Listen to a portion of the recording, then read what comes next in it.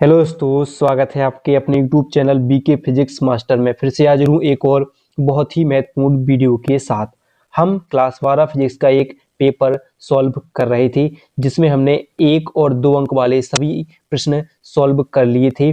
आज की इस वीडियो में हम जो लघु उत्तरीय प्रश्न होते हैं यानी 3 अंक वाले जितने भी प्रश्न हैं इस पेपर में उसको सॉल्व करने वाले हैं। और वे प्रश्न बोर्ड परीक्षा 2026 के लिए बहुत ही महत्वपूर्ण है क्योंकि वे प्रश्न अभी तक जो बोर्ड परीक्षाओं में सबसे ज्यादा पूछे गए हैं वे प्रश्न हैं और उन्हीं को हमने इस पेपर में रखा हुआ है। तो वीडियो बहुत ही महत्वपूर्ण है, वीडियो को अंत तक देखिएगा। पसंद आए तो लाइक कीजिएगा, ज्यादा से ज्यादा हो सके शेयर कीजिएगा, नए हो सब्सक्राइब जरूर कीजिएगा। और अभी तक जिन लोगों ने पिछली वीडियो नहीं देखी है तो उसका लिंक हम डिस्क्रिप्शन में दे देंगे, उनको जरूर देख लीजिएगा।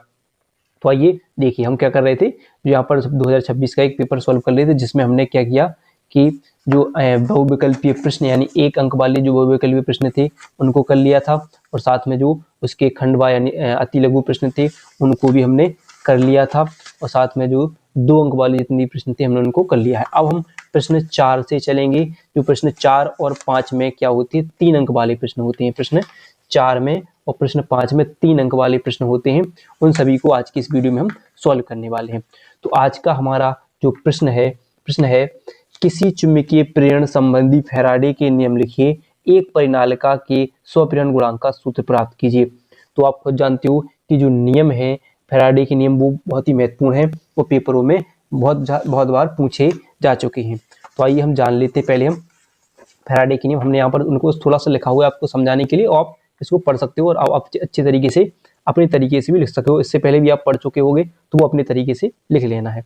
हम केवल आपको इस पे बता रहे हैं क्या है नियम। तो प्रथम नियम क्या है, 2 नियम है उनके। प्रथम नियम क्या होता है, किसी कुंडली से संबद्ध प्रेरित विद्युत वाहक बल का मान यानी ई चुंबकीय फ्लक्स में परिवर्तन की ऋणात्मक दर यानी डेल्टा फाइव बटी डेल्टा टी के क्या होता है, बराबर होता है। क्या होगा, किसी कुंडली से संबद्ध प्रेरित विद्युत वाहक बल यानी ई का मान चुंबकीय फ्लक्स में परिवर्तन की ऋणात्मक दर के क्या होता है, मान के बराबर होता है। यानी ई बराबर क्या होता है, स्मॉल ई बराबर डेल्टा फाइव बटी डेल्टा टी यानी चुंबकीय फ्लक्स में परिवर्तन की दर, और ये क्या होगा, विद्युत वाहक बल होगा। और द्वितीय नियम जिसे हम लेंज का नियम कहते हैं, ये पेपरों में खुद अकेला यानी 1 अंक में या 2 अंक में प्रश्न अकेला पूछ लिया जाता है कि लेंज का नियम क्या है।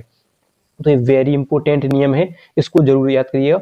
क्या होता है, किसी परिपथ में प्रेरित विद्युत वाहक बल अथवा प्रेरित धारा की दिशा सदैव ऐसी होती है कि यह उस कारण का विरोध करती है जिससे वह स्वयं उत्पन्न होती है। इसे लेंज का नियम कहते हैं। क्या क्या होता है कि किसी परिपथ में प्रेरित विद्युत वाहक बल अथवा प्रेरित धारा की दिशा सदैव ऐसी होती है कि यह उस कारण का विरोध करती है कि जिससे वह स्वयं उत्पन्न होती है। इसे लेंज का नियम कहते हैं।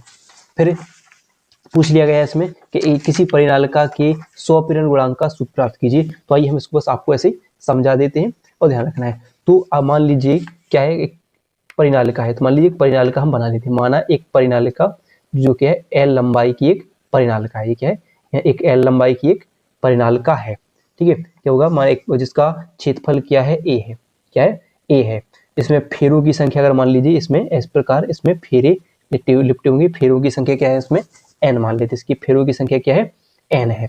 ठीक है, बस इतना ध्यान रखना है। और इसमें कोई आई धारा प्रवाहित हो रही है, मान लीजिए इसमें इसके अंदर क्या होती है कि आई धारा प्रवाहित हो रही है। इतना आपको लिखना है। यानी अगर आप चाहो तो मैं लिख सकता हूँ यहाँ पर कि माना, क्या लिखोगे कि माना ए अनुप्रस्थ, ऐसे लिख सकते हो। माना ए अनुप्रस्थ काट तथा एल लंबाई की एक परिनालिका,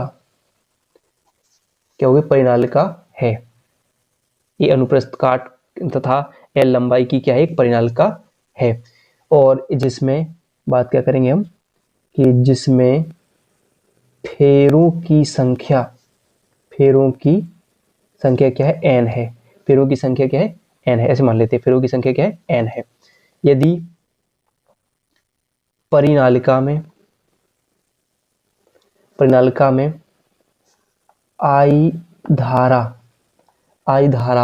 प्रवाहित हो रही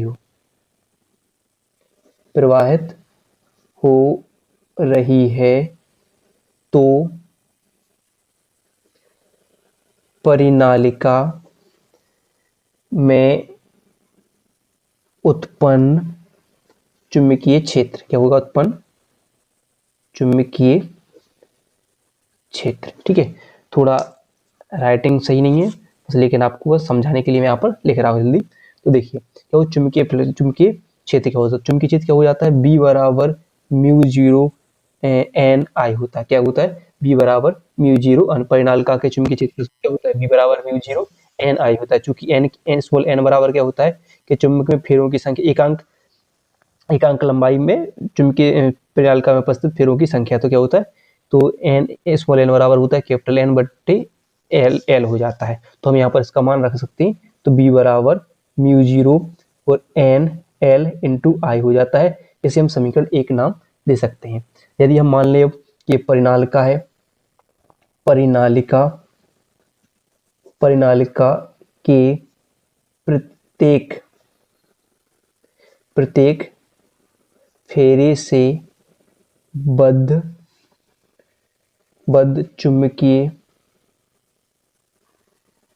फ्लक्स, तो चुंबकीय फ्लक्स क्या होगा, फाई मान लेते हैं, फाई जीरो मान लेते हैं, फाई बराबर बी ए होगा। क्या होगा, फी बी हो जाएगा। ठीक है, तो हम क्या करें, समीकरण एक से इसका मान यहाँ पर रख दें, तो फाई नॉट मान लेते हैं, तो बी का मान यहाँ पर रखें, क्या होगा, म्यू नॉट क्या होगा, N L mu naught N L I बटे क्या हो जाएगा, ए हो जाएगा। ठीक है, ये हो जाएगा कि नहीं, हो जाएगा। तो इसे हम समीकरण दो नाम, जैसे बस समीकरण नाम दे रखिए। देखिए यदि मान लीजिए यदि कुल फेरों की संख्या, क्या लगेगा, फेरों की संख्या n हो तो तब फ्लक्स क्या होगा, तो अकेले के मान लेते हैं हम फाई बना लेते हैं, फाई बराबर क्या होगा, n फाई नॉट हो जाएगा, क्योंकि फेरों की संख्या कुल मान लेकर हम n है तो कुल फ्लक्स क्या हो जाएगा, फाई नॉट हो जाएगा, फाई बराबर फाई नॉट हो जाएगा। तो फाई बराबर क्या होगा, n तो a, फाई नॉट का मान हम समीकरण दो से देखेंगे क्या होगा, तो n है, एक n यहाँ से आएगा तो n का क्या हो जाएगा, स्क्वायर, यहाँ पर क्या हो जाएगा, म्यू नॉट आई ए बटे एल हो जाएगा। क्या होगा, म्यू नॉट क्या हो जाएगा, एन स्क्वायर आई ए बटे एल हो जाएगा, या हम इसको सही ऐसे लिख सकते हैं, ऐसे म्यू नॉट एन स्क्वायर आई ए बटे एल में ऐसे लिख सकते हैं। ये तो हो जाएगा विद्युत फ्लक्स। हमें क्या निकालना, 100 प्रेरित करंट निकालना, क्योंकि हमने एक पढ़ा है कि क्या होता है, एल बराबर होता है फाई आई, एल बराबर क्या होता है, फाई आई हो जाता है। आपको ध्यान रखना, एल बराबर क्या होता है, फाई आई होता है। तो आप यहाँ पर जब स्क्रिप रखेंगे तो जो एल की फाई की जगह क्या रखोगे आप, म्यू नॉट क्या हो जाएगा, mu naught N L I बटे क्या होगा, एल हो जाएगा।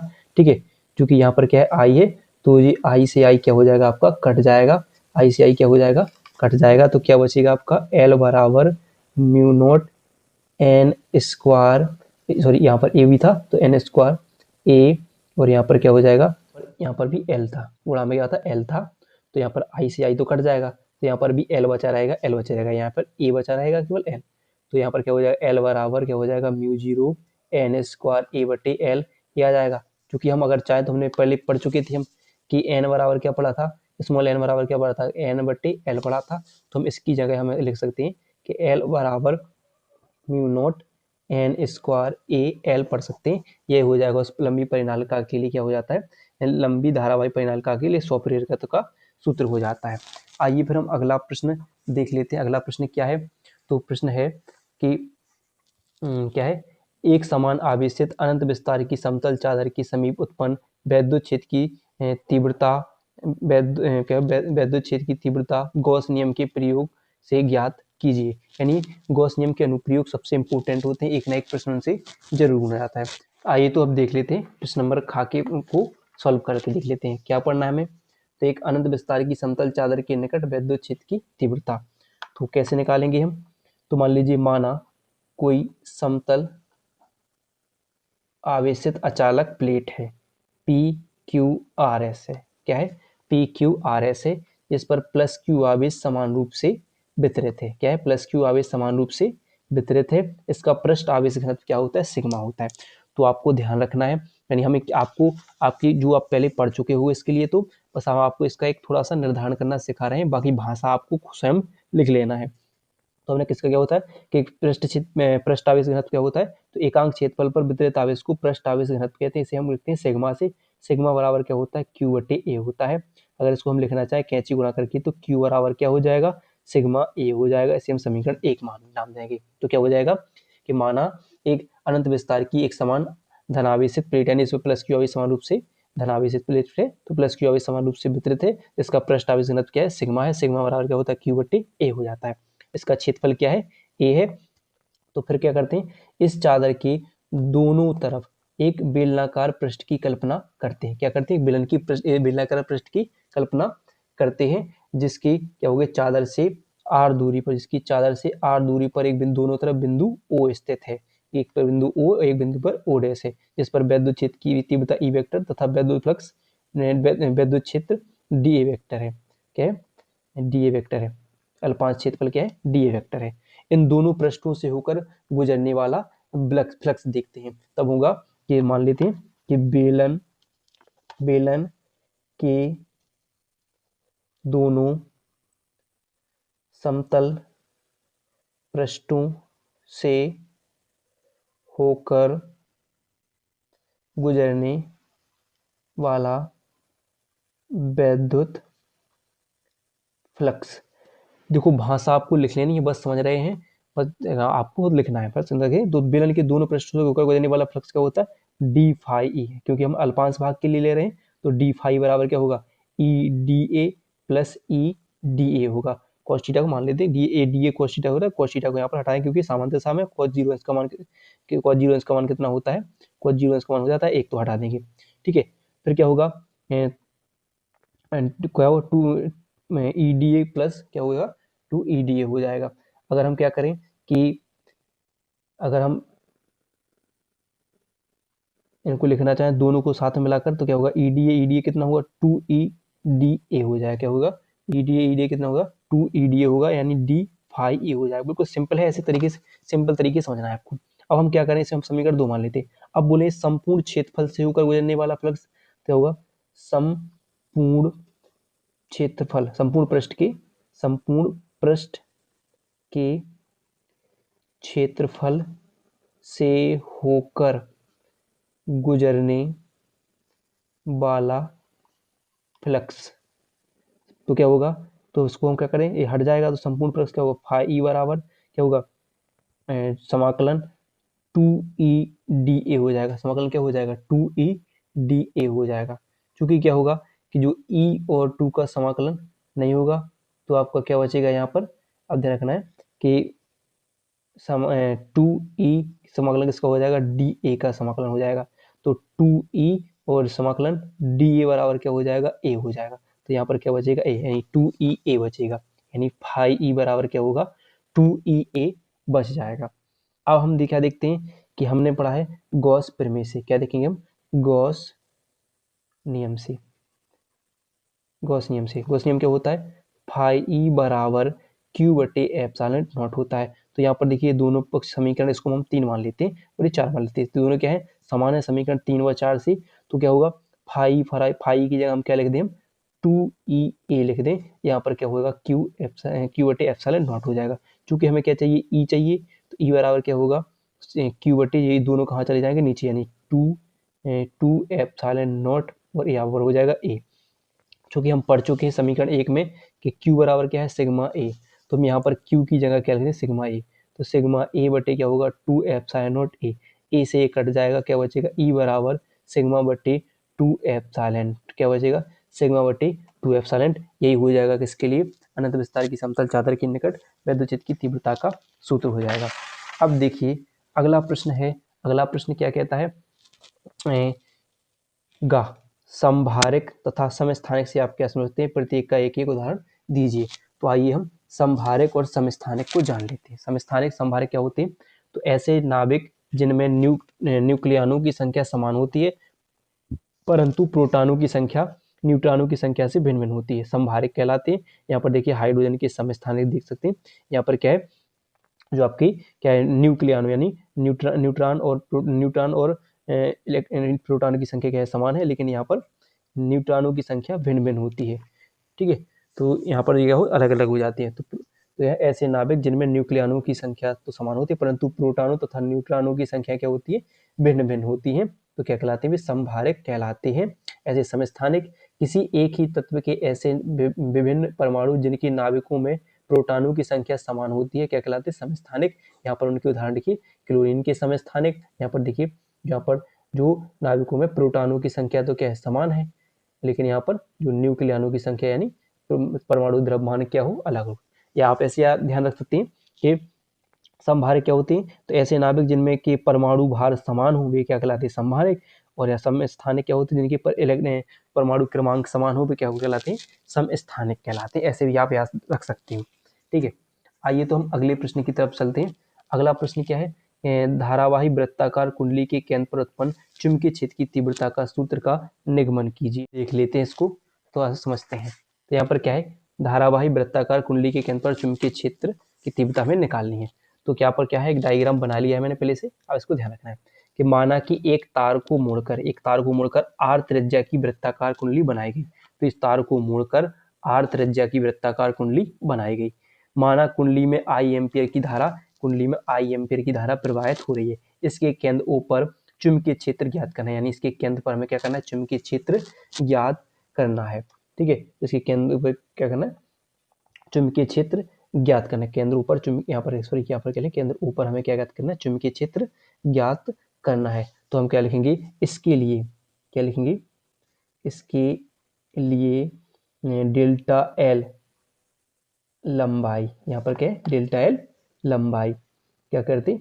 लंबाई के अल्पांश क्या हो गई? ए बी क्या होगा? A B. डेल्टा एल लंबाई का क्या होगा? अल्पांश ए बी। ए और बी यहाँ तक पूरा अल्पांश भाग ले लिया हमने, ए बी। अब ए बी की कल्पना करते हैं तब देखेंगे हम, तब बायो सेवर्ट के नियम से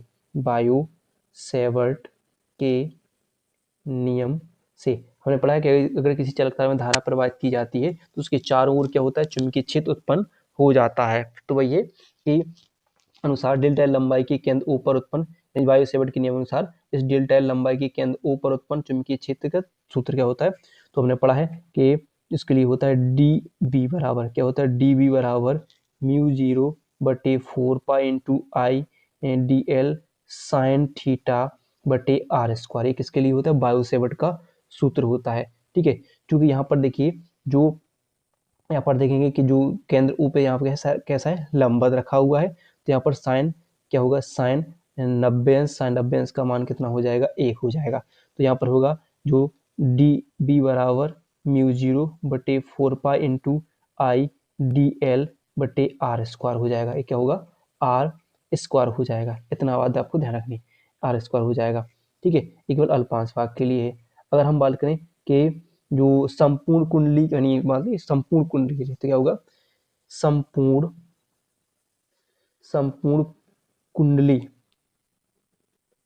कुंडली के केंद्र पर उत्पन्न चुंबकीय क्षेत्र अभी तो केवल डेल्टा अल्पांश के लिए था। अगर हम संपूर्ण कुंडली के मान लें तो क्या होगा? संपूर्ण कुंडली के हो जाएगा बी बराबर जो सिग्मा क्या हो जाएगा? डी बी हो जाएगा। सिग्मा का इसको प्रदर्शित करेगा संपूर्ण के लिए। तो अगर हम बात करें यहाँ पर, तो यहाँ पर हम इसका क्या करें? मान रख दें, यानी इसको समीकरण 1 मानते हैं। तो डी बी का यहाँ पर मान रखें तो सिग्मा बराबर क्या होगा? सिग्मा म्यू बटे 4 इंटू आई डी एल बटे आर स्क्वायर। चूंकि म्यू बटे 4 का जो समाकलन नहीं होगा, तो यहाँ पर क्या होगा? जो म्यू 0/4 इंटू जो आई कितना आई बटे आर स्क्वायर का समाकलन भी नहीं होगा। सिग्मा क्या हो जाएगा? सिग्मा डेल्टा एल हो जाएगा। चूंकि क्या होगा? जो सिग्मा डेल्टा एल होगा वो क्या होगा? यहाँ पर देखिए सिग्मा डेल्टा एल क्या है? ये चालक तार की लंबाई होगी, यानी परिधि होगी। ये क्या होगी? परिधि होगी। जैसे हम 2πr लिख सकते हैं। यहाँ पर क्या है? वृत्ताकार है, तो यहाँ पर अल्पांश के लिए डेल्टा एल यहाँ पर घूमेगा, इसकी मान दी इसकी परिधि मान लेते हैं। क्या पढ़ते हैं? परिधि मान लेते हैं।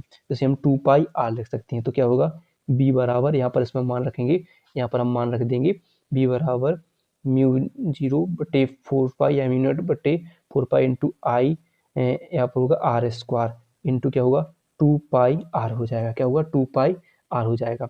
तो यहाँ से आप जानते कि एक 2 पाई से 2 पाई कटेंगे, ये कटेंगे नहीं, 4 पाई कटेंगे, कितनी बार कट जाएंगे, तो 2 बार कट जाएंगे 2। फिर देखेंगे यहाँ पर क्या बचा हमारा, एक आर से एक आर भी जाएगा, नहीं जाएगा, स्क्वायर है, तो क्या बचेगा म्यू जीरो आई बटे 2 आर बचेगा, क्या बचेगा म्यू जीरो आई बटे 2 आर बचेगा। और यही क्या हो जाएगा, जो वृत्ताकार धारावाहिक कुंडली के केंद्र पर उत्पन्न चुंबकीय क्षेत्र का व्यंजक हो जाएगा। तो इस प्रकार इसको हम निकाल सकते हैं।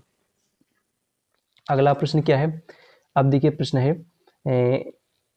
आइंस्टीन के प्रकाश वैद्युत समीकरण का निर्धारण कीजिए। ये बहुत ही महत्वपूर्ण प्रश्न है, 3 अंक का प्रश्न है, तो आइए इसका भी हम निर्धारण कर लेते हैं। तो आइंस्टीन बहुत ही महत्वपूर्ण है, तो आइए देखते हैं।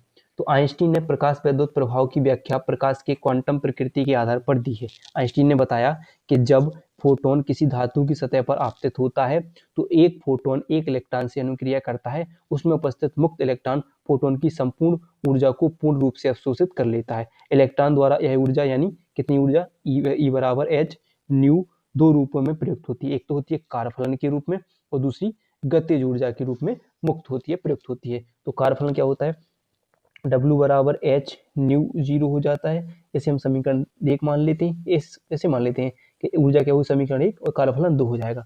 और गतिज ऊर्जा क्या होती है, के मैक्सिमम बराबर होता है 1/2 एम बी स्क्वायर, अधिकतम गतिज ऊर्जा मैक्सिमम हो जाएगा।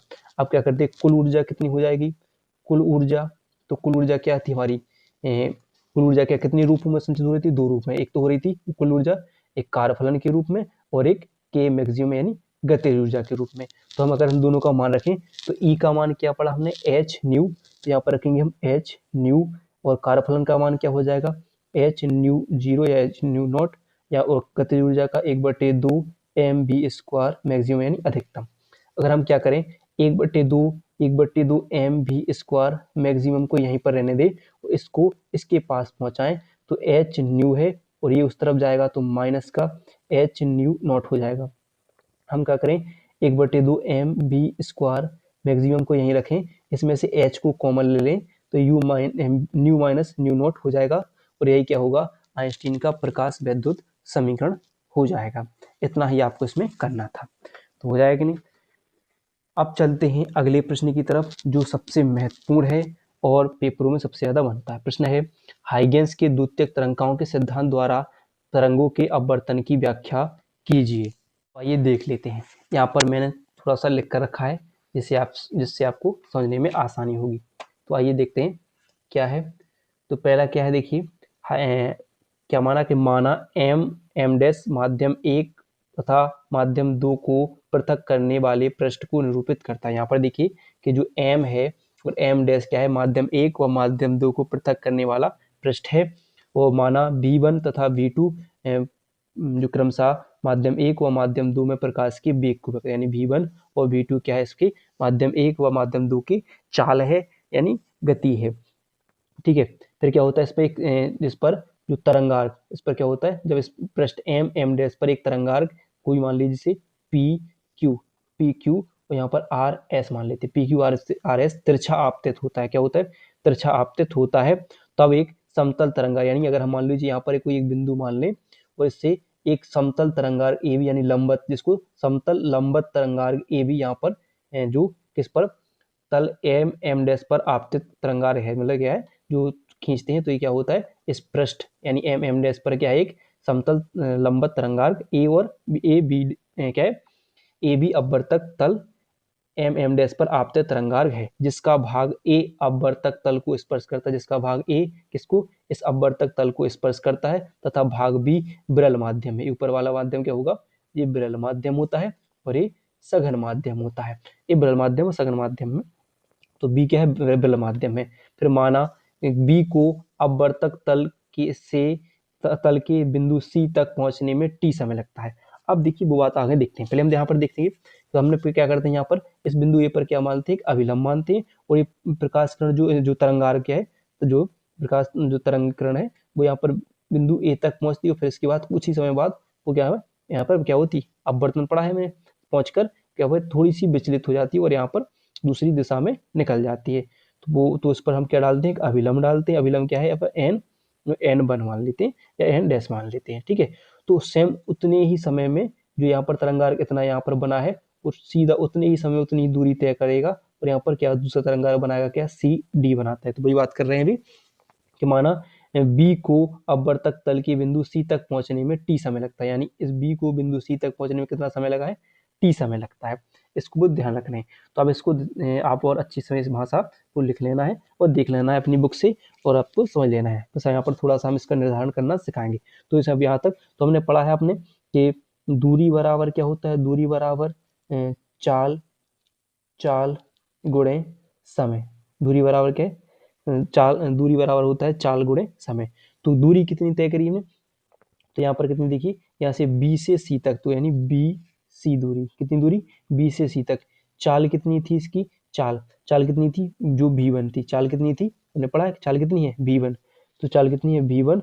समय कितना लगा इसके लिए T, समय कितना लगा T। चाल अब क्या होगा कि जो जो बिंदु A से बिंदु D तक पहुंचने में भी उतना ही समय लगेगा, यानी क्या हो जाएगा, तो AD क्या हो जाएगी, AD। एडी दूरी कितनी हो जाएगी, कितना चाल से चल रहा है यहाँ पर, ए से डी तक जाने में कितना समय चाल लगेगी, कितनी हुई चाल, V2 होगी। समय कितना लगेगा वही टी समय लगेगा। इसे हम समीकरण 1 और समीकरण 2 मान लेते हैं। ठीक है, मान लेते हैं। फिर देखिए यहाँ पर हमने देखा है कि मान लेते हैं कि माना जो आपतित तरंगार्क ए बी है, आपतित तरंगार ए बी है, तथा अपवर्तित तरंगार क्या हो जाएगा, सी डी हो जाएगा। ये अपवर्तित तरंगार, ये आपतित तरंगार सी डी है। अपवर्तक पृष्ठ एम एम पर, यानी एम एम डैश पर क्या है, जो दो कोण बनाते हैं, एक आई और आर, यानी एक आपतन कोण और एक अपवर्तन कोण बनाते हैं। क्या बनाते हैं, अपवर्तन कोण, आपतन कोण, अपवर्तन कोण बनाते हैं। ठीक है, हम तो बिल्कुल सिंपल समझ रहे हैं, आप और अच्छे तरीके से देख सकते हो। हम आपको इसमें बस बता रहे हैं किस तरीके से इसको हल कर सकते हैं। तो हम देखते हैं, अब इसमें देखेंगे कि जो त्रिभुज क्या होगा, त्रिभुज ए बी सी तथा ए ए डी सी से। अब देखिए हमने क्या पढ़ लिया पहले, बिल्कुल अब कैसे लिखोगे कि माना दो तरंगे, मतलब ये माना एक जो अब अपवर्तक पृष्ठ है ए एम और एम डैश है, जो माध्यम 1 व माध्यम 2 को एक दूसरे से अलग करता है। इनकी चाल V1 व इसमें चाल क्या है, V1 और V2 है। ठीक है, तो इस पर एक तरंगार्क यानी ए बी पी क्यू और आर एस तरंगार्क तिरछा आपतित होता है, जिस पर एक अब जो समतल तरंगार्क यानी ए बी, इसकी लंबत है, लंबत यानी 90 अंश, लंबत कोण कितना 90 अंश तिरछा आपतित होता है। उतने ही समय में जब जब यहाँ पर इस अभिलंब डालते हैं, फिर वो उतने ही समय में दूसरी यानी अपवर्तक, यानी जब विचलित होते हैं यानी अपवर्तित हो जाते हैं, तो उतने समय में अपवर्तक दूसरी तरफ उतने ही समय में उतना तरंगार यानी सी डी तरंगार भी बनाते हैं।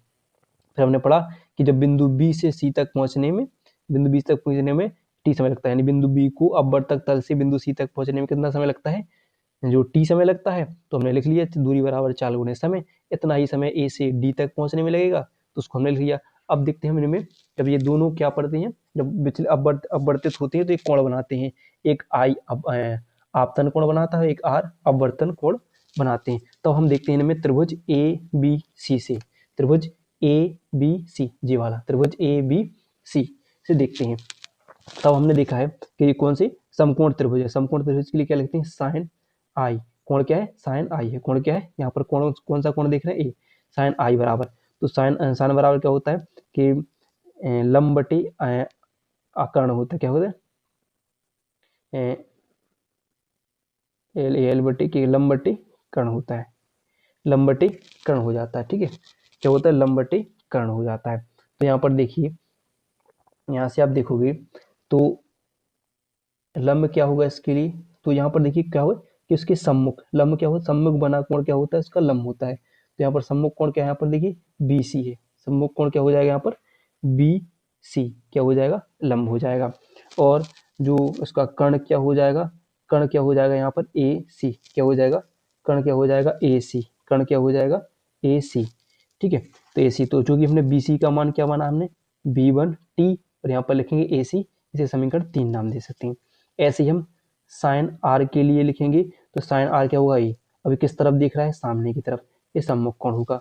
तो ये भी क्या होगा, उसका लंब होगा। तो क्या होगा, ए डी लंब होगा, और आधार उसका कर्ण क्या हो जाएगा, वही ए सी, कर्ण क्या हो जाएगा ए सी, कर्ण क्या हो जाएगा ए सी, ए सी।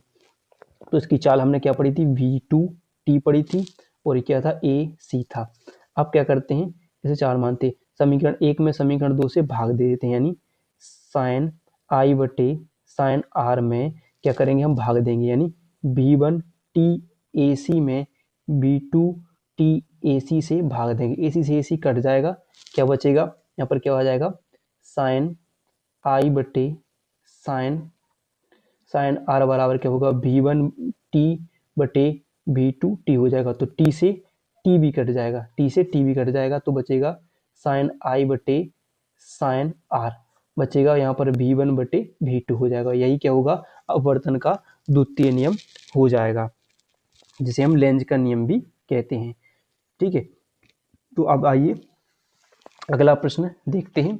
अगला प्रश्न क्या है, अगला प्रश्न हमारा क्या है, एक प्रत्यावर्ती धारा परिपथ में विभवांतर का वर्ग माध्य मूलमान 100√2 वोल्ट है, तो क्या कीजिए विभवांतर का शिखर मान तथा औसत मान और पूरे चक्र के लिए विभवांतर का औसत मान। तो आइए इसको देखते हैं, तो क्या क्या निकालना है, तो विभवांतर का शिखर मान तथा पूरे चक्र के लिए विभवांतर का मान औसत मान। ठीक है, तो सॉरी यहाँ लिखा है। ठीक है, आइए देखते हैं। तो हमने देखा है कि वर्ग माध्य मूल मान के लिए क्या होता है, सूत्र क्या होता है, VRMS बराबर क्या होता है, V0/2 होता है, ए होता है। ठीक है, पहले की बात कर रहे हैं। तो अब क्या हमें क्या निकालना है यहाँ पर, जो हमें निकालना है यहाँ पर शिखर मान यानी V0 निकालना है। क्या निकालना है, धारा विभवांतर का शिखर मान यानी V0। तो V0 बराबर क्या होगा, इसका इसमें गुणा होगा VRMS इंटू √2 हो जाएगा। इसका मान भी दे रहे हैं कितना है, 100√2, क्या दे रहे हैं 100√2 इंटू √2, तो कितना होगा, √2 का √2 में गुणा हो जाएगा तो 2 हो जाएगा, और 2 का 100 में गुणा होगा तो 200 हो जाएंगे, यानी V0 कितना निकल कर आ जाएगा 200, यानी पहले का मान कितना निकल कर आ जाएगा 200 आ जाएगा। ठीक है, थोड़ा क्या है कि डबल बार इसमें छप गया है इसमें। ठीक है, तथा पूरे चक्र के लिए विभवांतर का औसत मान, तो क्या होता है, अगर आप जानना चाहो तो क्या होता है, पूरे चक्र के लिए, पूरे चक्र के लिए, चक्र के लिए विभवांतर का औसत मान क्या होता है, शून्य। ध्यान रखना है, औसत मान क्या होता है, शून्य होता है, ये ध्यान रखना है, ये ध्यान रखना है, केवल शून्य लिखना है। पूरे जो पूरे चक्र के लिए क्या होता है, और विभवांतर के लिए कोई पूरे चक्र के लिए विभवांतर का औसत मान क्या हो जाता है, शून्य होता है, ये आपको ध्यान रखना है। फिर देखिए हम अगले प्रश्न की तरफ बढ़ते हैं, और अगला प्रश्न हमारा क्या कहता है उसको देख लेते हैं। तो अगला प्रश्न क्या है कि 2 × 10⁻⁻10 मीटर त्रिज्या की वृत्ताकार मार्ग पर एक इलेक्ट्रॉन 3 × 10⁶ मीटर प्रति सेकंड की एक समान चाल से चक्कर लगा रहा है। वृत्ताकार मार्ग के केंद्र पर उत्पन्न क्या करना है, हमें उत्पन्न जो चुंबकीय क्षेत्र की गणना करनी है। तो आइए इसको देख लेते हैं कैसे हम कर सकते हैं। तो क्या होगा, वृत्ताकार केंद्र के उत्पन्न चुंबकीय क्षेत्र का सूत्र अभी हाल हमने निकाला है, क्या निकाला है, B बराबर μ0/I/2R निकाला हमने, निकाला कि नहीं, μ0/2R निकाला है। क्योंकि हमने एक सूत्र और एक सूत्र जानते हैं, आपको इसको ध्यान रखना है, EV/2πr होता है, इसको हम कैपिटल में लिख सकते हैं। ठीक है, 2πr होता है, ए होता है। तो हम क्या करें, इसका मान इसकी जगह पर रख दें। अगर पहले हम सूत्र बना लेते हैं तो B बराबर μ0 और यहाँ पर क्या होगा 2 होगा, और जो I की जगह क्या लिखेंगे हम, EV, क्या लिखेंगे, EV बटे में क्या आ जाएंगे आपकी 2, और 2 कितने हो जाएंगे आपके 4, 4 हो जाएंगे, ऐसे लिख देंगे 4। ठीक है, 4 पाई 4 पाई। अब एक आर नीचे पहले से है, एक आर और आ जाएगा, तो ये हो जाएगा आर का स्क्वायर हो जाएगा। तो अब हम इसका मान रखते हैं, μ0 का मान कितना होता है, कितना होता है, μ0 का मान होता है 4 पाई × 10⁻⁻7, और नीचे भी क्या है 4 पाई, तो 4 पाई से 4 पाई आपका कैंसिल हो जाएगा, क्या बचेगा केवल 10⁻⁻7। तो यहाँ पर 10⁻�7 लिखेंगे। ई क्या होता है, इलेक्ट्रॉन पर आवेश, तो 1.6 × 10⁻⁻19 इसका मान होता है। भी कितना दे रहे हैं, भी उसमें दे रहे हैं कितनी, 4 दे रहे हैं, शायद 3 × 10⁸ दे रहे हैं, कितना है 3 × 10⁶ कितना दे रहे हैं, 3 × 10⁶ इसमें मान दे रहे थे। मेरे देखिए देखिए आप कि मीटर प्रति सेकंड चक्कर लगाते हैं, इसकी चाल दे रहे थे, चक्कर लगा रहा है तो चाल दे रहे थे 3 × 10⁶। ठीक है, एक होता है। फिर देखिए अगला, फिर देखिए रखिए, मान रखते हैं दे रहे थे, और बटे में क्या होता है उसकी जो जो आर का मान यानी कितना दे रहे थे, जो उसका मान यानी त्रिज्या का वृत्ताकार मार्ग में इलेक्ट्रॉन, तो ये आर क्या उसकी त्रिज्या हो जाएगी। तो आर कितनी है, 2 गुणा 10 की घात माइनस कितनी थी, 10 थी, इसका स्क्वायर थी। तो जब इसको हल करोगे तो आपका कुछ 1.2 न्यूटन न्यूटन प्रति एम्पियर मीटर सॉरी न्यूटन प्रति एम्पियर मीटर आंसर निकल कर आ जाएगा चुंबकीय क्षेत्र का मात्रक। ठीक है, इतना बात आपको ध्यान रखनी है, इतनी बात आपको ध्यान रखनी है। आइए फिर अगला प्रश्न देखते हैं क्या है, व्यतिकरण तथा विवर्तन में अंतर लिखिए। तो क्या देखना है, व्यतिकरण तथा विवर्तन में हमें अंतर देख लेना है। वीडियो पसंद आ रही हो तो वीडियो को लाइक जरूर कर दीजिएगा। ये देखते हैं व्यतिकरण विवर्तन में अंतर क्या होता है। तो व्यतिकरण क्या होता है कि दो कला संबद्ध तरंगों के अध्यारोपण से प्राप्त होता है, और ये क्या होता है, एक ही तरंगार के विभिन्न भागों अथवा बिंदुओं से आने वाली द्वितीयक तरंगाओं के बीच अध्यारोपण से विवर्तन प्राप्त होता है। व्यतिकरण प्रतिरूप में सभी दीप्त फ्रिंजों की तीव्रता समान होती है। विवर्तन प्रतिरूप में दीप्त फ्रिंजों की तीव्रता केंद्रीय फ्रिंज की दोनों ओर घटती जाती है। व्यतिकरण फ्रिंजों की चौड़ाई साधारणतः समान हो भी सकती है अथवा नहीं भी हो सकती है। विवर्तन फ्रिंज कभी भी समान चौड़ाई के नहीं हो सकते हैं, ये बात आपको ध्यान रखनी है। ठीक है, फिर देखिए अगला प्रश्न आ जाएगा, गॉस के नियम का निर्धारण कीजिए। तो गॉस के नियम का निर्धारण ये आपको करना है, बिल्कुल कि फाई ई बराबर क्यू बटे एप्सिलॉन नॉट का निर्धारण आपको करना है। तो वीडियो अभी तक आपको पसंद आई हो तो वीडियो को लाइक और चैनल को सब्सक्राइब करना ना भूलेगा। अगली वीडियो में हम आपको इसके जो बड़े क्वेश्चन यानी 6, 7, 8 और 9 अंक वाले प्रश्न हैं इनको कराएंगे। और गॉस का नियम आप तो निर्धारण कर सकते हो, और अगर आपने पढ़ा होगा कर लेना, इसके लिए बहुत ही सिंपल है। तो अगर वीडियो पसंद आई हो तो वीडियो को लाइक बिल्कुल जरूर करना है और ज़्यादा से ज़्यादा लोगों के पास इसको शेयर करना है।